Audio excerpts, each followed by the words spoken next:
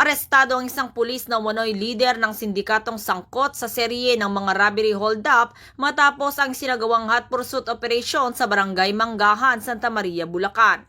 Ang operasyon ay pinangunahan ng Santa Maria Municipal Police Station sa pamumuno ni Police Lieutenant Colonel Voltaire C. Rivera, Chief of Police, katuwang ang Bulacan Provincial Intelligence Unit, RSOG Pro 3, CIDG Bulacan at Tanawan Component City Police Station.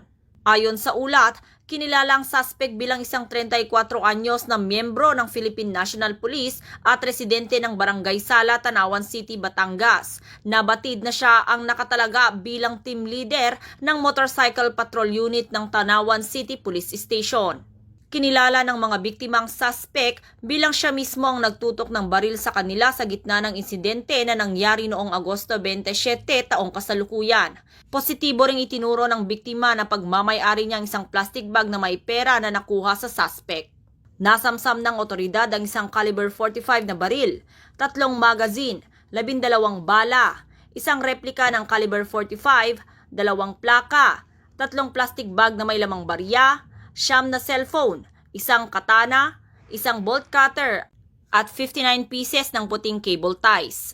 Patuloy naman ang investigasyon upang matukoy at madakip ang 3 pang kasabwat ng suspect na kasalukuyang pinaghahanap. Ayon kay Police Brigadier General Rogelio Peñones Jr., Regional Director ng Pro 3, ang pagkakadakip sa suspect ay malinaw na patunay na hindi nag-aatubili ang kapulisan na panagutin ang sinumang tiwaling kasapi ng pambansang pulisya. Ang mabilis na aksyon ng Pro 3 ay tugma sa panawagan ni Acting PNP Chief Lieutenant General Jose Melencio Nartates Jr. para sa isang relentless campaign against scalawags in uniform.